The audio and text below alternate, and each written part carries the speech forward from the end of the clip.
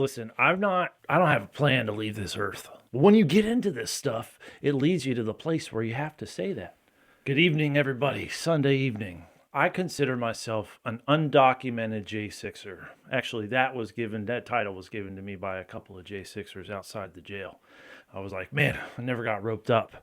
But, I've been through the whole scare and mental torture, all that stuff, man. Lost my family and all that. But they're like, you're one of those undocumented guys. I was like, yeah. And instantly felt like I was part of a family that I don't have anymore. And always will be. I'll always be connected to those guys, that whole community. Nonetheless, my name's Joe Rapici. I've been through a lot since J6. Censored like crazy. Deplatformed, labeled a terrorist and traitor, all that stuff. Lost family and moved my life across the country away from the Colorado crazies that own the system there. Had my computer locked out, and I got locked out of my computer, and it got wiped as soon as I really started getting into the bottom of everything. Some other crazy stuff has happened too, but listen, I don't have a plan to leave this earth. I don't ever. I'm got 1 year old. He's amazing.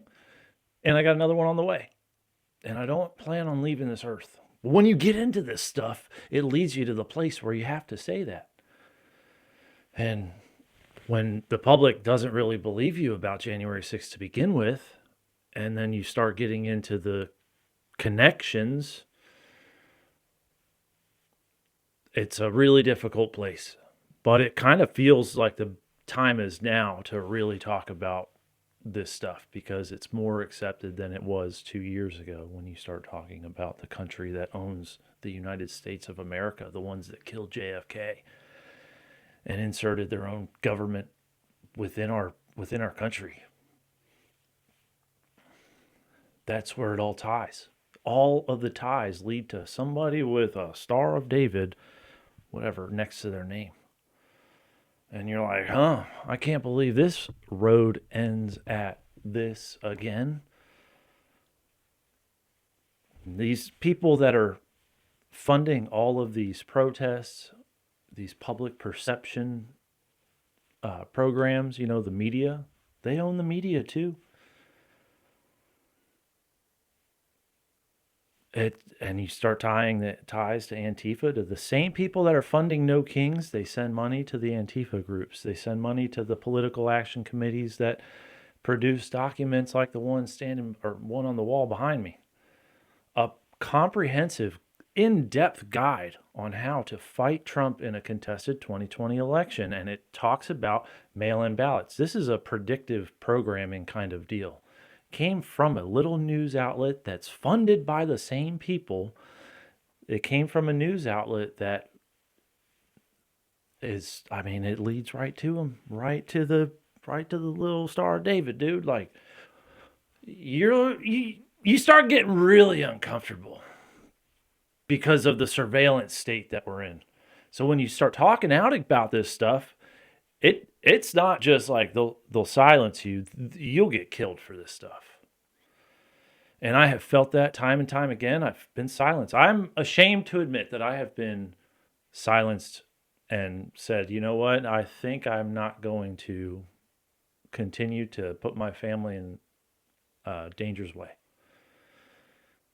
When Antifa started threatening me and to come and shoot up my place, which was around the same time I got locked out of this is the first time I really started tying this together. You get to this funding and it's where it all leads. Like, that's like the head of the deal here is all these trails can be followed to these people through the money trails. And as things started opening up about, these foundations and who's connected to them and stuff, trying to figure out where all of this is coming from, I got locked out of my computer, very funny business, how it happened. And I was getting threatened by Antifa at the same time. I had put together a whole series talking out about this stuff. Like, I really wanted people to understand. I'm desperate, you know? A J6er it can relate here, but I'm desperate for people to understand. And it's not so that I can prove people wrong, it's so that we can get out from under this mess that we're in our country.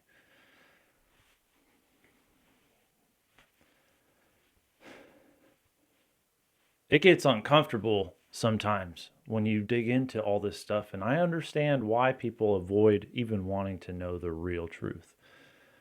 When you realize we were lied to about where communism came from and who was pushing communism, and communism as a vessel to overtake countries and ultimately subvert Christianity, the strongest nations on this planet 100 years ago, 150 years ago, were Christian nations. Russia being one of them. Russia was the first target of communism. This vessel, this ideology that gets installed.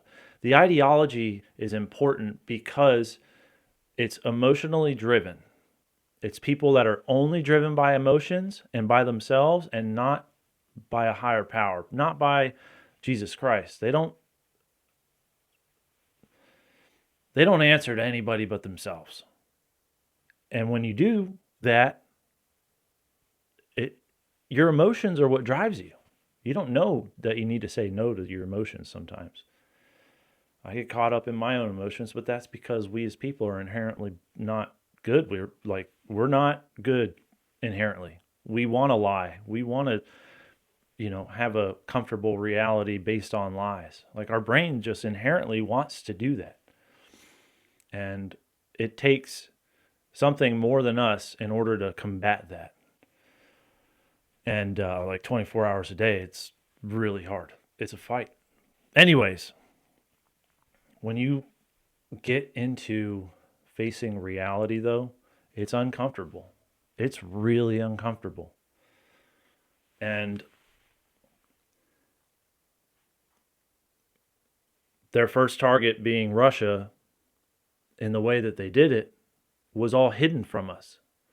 That was not ever taught to us. The Bolshevik Revolution must be learned about. In order to truly start understanding where we're at, you have to understand the Bolshevik Soviets and the implementation of communism in Orthodox Christian Russia in the early 1900s. That didn't happen by accident, and it wasn't organic. And they lie to us about how bad communism was compared to the other things that happened in the world. They went on to slaughter and murder Christians like tens and tens of millions. Way more than any other catastrophe that we've been taught about our whole lives. It hidden from us completely. We didn't know about the transgenderism being birthed out of a clinic that was Jewish in Germany in 1919. And we didn't learn about how Hitler was burning that material, those books, transgenderism, this LGBT stuff, and the child mutilation. We weren't taught any of that part, but those were communists. Communism was invented by these Zionists. These Zionists used communism as the vessel to subvert nations internally. It's a very effective vessel because it just relies on people being emotionally driven, whether it's race, gender, sex, all that stuff. That's all emotional manipulation. And when you have people without Christ that only answer to themselves, that's what drives them.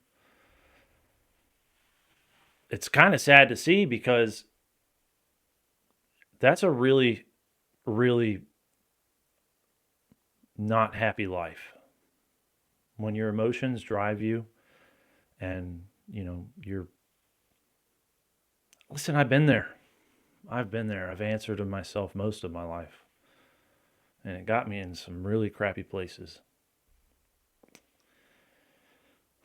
You end up with a lot of addictions, man. A lot.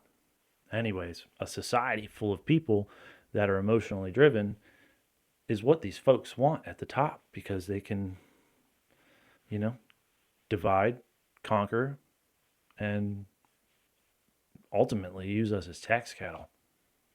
The purpose of communism is to answer to yourself, the government. The government is the highest power. And these people started implementing that vessel throughout the world and lied to the United States of America to get us into World War I, World War II, all that. Every war has been a lie. They lied about Vietnam, Iraq, and the Middle East. What makes you think they didn't lie about the first wars of the century? Bad intelligence. John Bolton, who just got indicted, that is a guy who gave bad intelligence directly to our president that got us into the Iraq war, saying that Saddam Hussein was trying to acquire uranium according to British intelligence. British intelligence, and I don't know if there's manipulated intelligence behind that, but British intelligence is no different than the Mossad and CIA. It's all connected.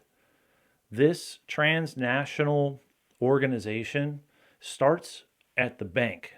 The bank, the Rothschilds, they are the orchestrators. It leads to the people that have the Star of David next to their name, Star of Remphan, whatever it is. It's not Christ. I'll tell you that, it's not Christ. And these folks, these orchestrators, use intelligence agencies and the military-industrial complex to do their bidding throughout the world and get nations into the positions that they want them. Why do you think the United States has been nothing but a regime change powerhouse over the past 80 years?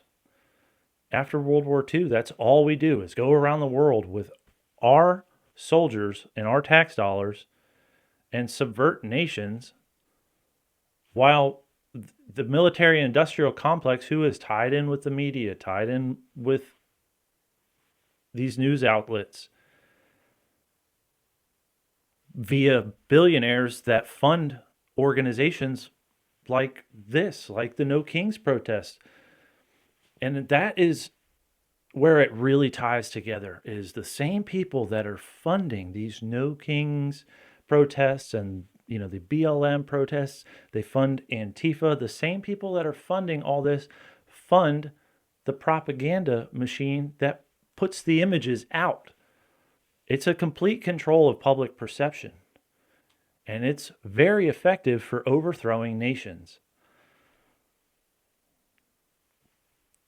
And this apparatus, this thing, this transnational Jewish enterprise, this Zionist occupied government that we have, they use public perception to subvert governments and regimes around the world. All you have to do is get some images, get some people chanting, holding signs, get people really fired up in the, turn things violent, get some real public perception, sway public perception in such a way that it supports the agenda that they have. That's why January 6th is so important to understand. In my opinion, if you can truly understand that January 6th was this media gathering, information gathering operation by the deep state, not only did it stop the count and prevent Mike Pence from sending the electors back to the states, or certain states submitting honest electors, not the ones that were fraudulent from the COVID procedural changes that were made to the election procedures in certain states illegally. But not only did it serve as that and a way to destroy MAGA and Trump, in order to do that, the video, the images were needed. the headlines, the narratives.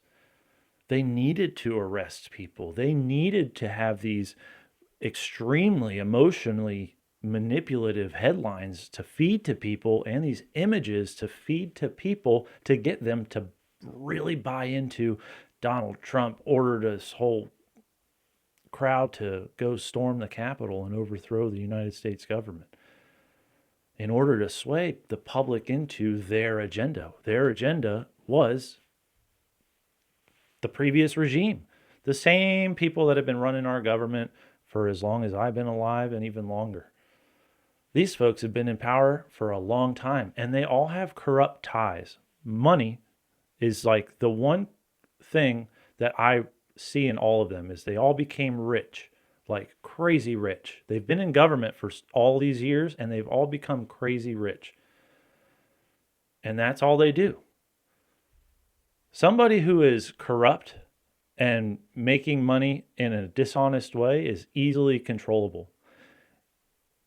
And not only are they making money in a dishonest way, but you have people, these orchestrators, that are helping these people make money in this dishonest way. You know, through insider trading, book deals, all that stuff. The military-industrial complex has ties to all of our politicians. Why do you think our politicians invest into the military-industrial complex, get rich in the stock market? They have better calls than most of Wall Street. Those people are easily manipulatable. I don't know the word there. It is very, very beneficial to have control of the United States of America and our military and our government. Their agenda isn't stopping. Zog, the transnational Jewish enterprise, Israel. When I say Israel, I mean it all. The crown is the same thing. It's the same thing. It's all the same. The CIA, the United States, we have our own faction of this organization. It operates in our own country. It has for a long time.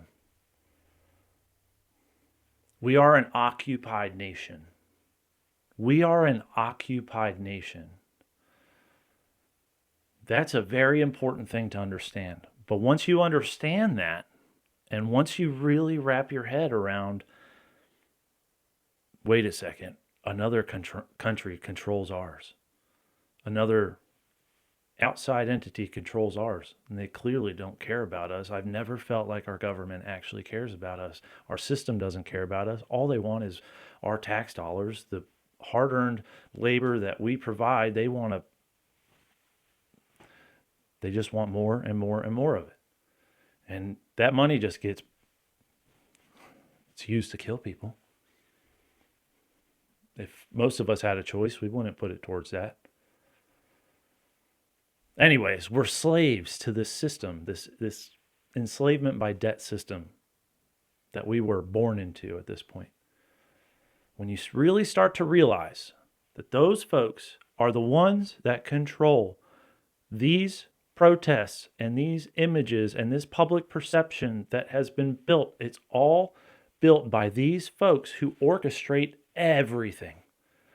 They are the great orchestrator. When you realize that it's these folks with all of these tools, the media, Antifa, all of it. These are tools. When you realize that those folks are behind this false reality, you really start to understand how January 6th, how big of an attack January 6th was on the American people. It wasn't just an attack on J6ers or Trump supporters. It was an attack on American people, the American people. I stood on those steps of the Capitol that day and I was screaming freedom and we the people because I was trying to protect our elections from these folks that orchestrate everything in our country. This occupied regime we're under is who I was protesting that day, and that's who we were protesting. For you, for me, for my children, and your children.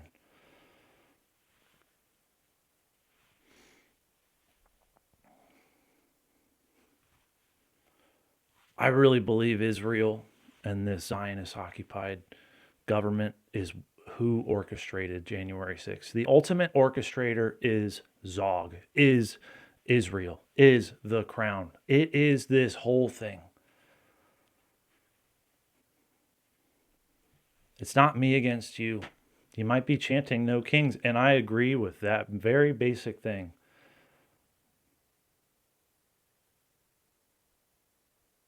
But that's an image that's been put out there and unfortunately has been built in the minds of millions. It is an image, it is a perception. Just like you were convinced that 9/11, we had to go and invade all these other countries.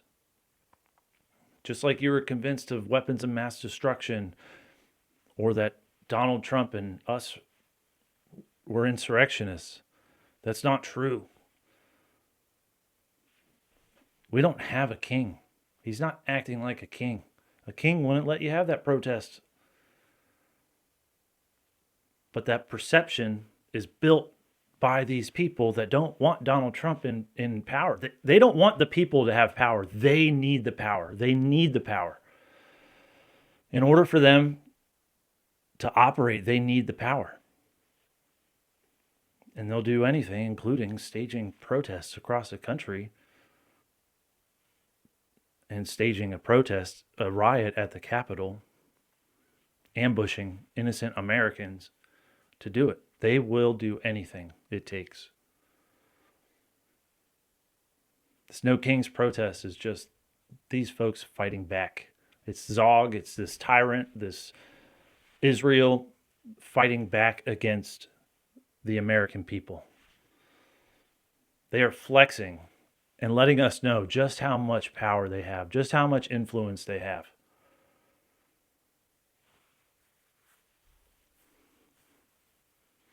Anyways, Sunday. I want you guys to do something for me. This is what I call, actually, I don't call it anything. It is a military grade information weapon. Military grade information weapon. We've all got them. We should all use them. Join the fight, man.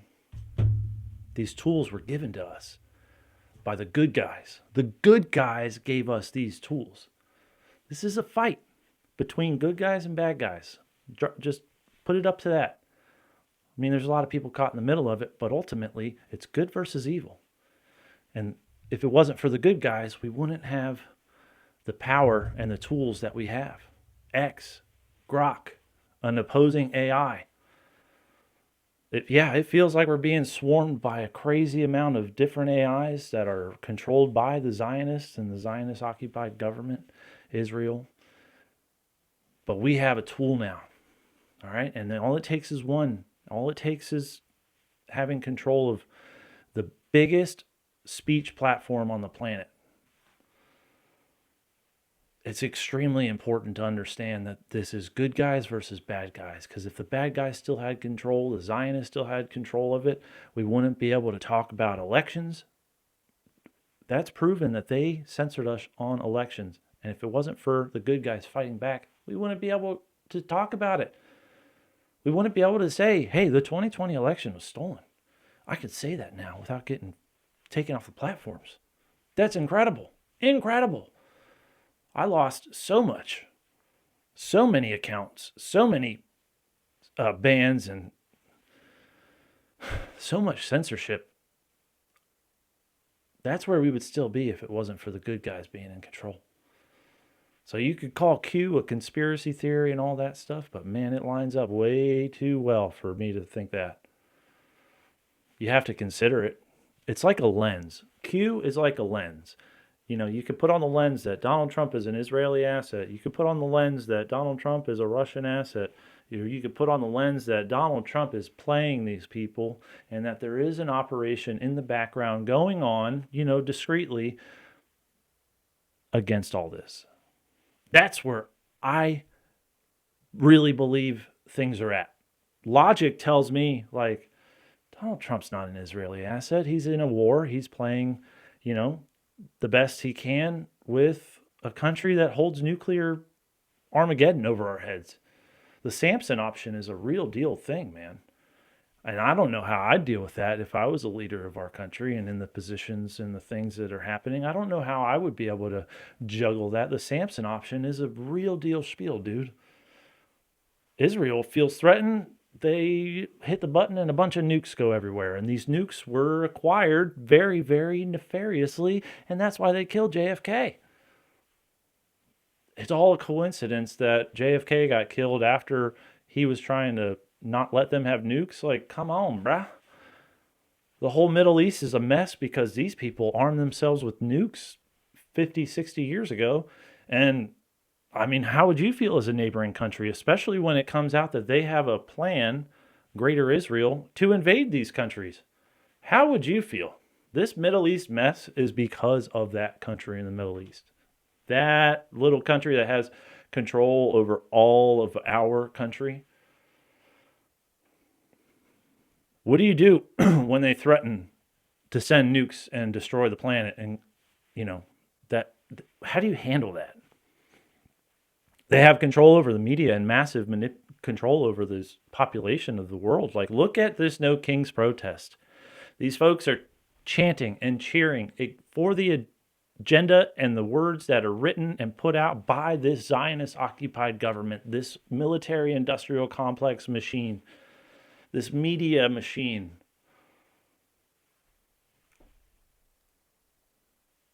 Those people have a ton of control. And how do you really combat that? It's war. There's going to be a lot of decisions that are made along the way that aren't perfect. They just aren't.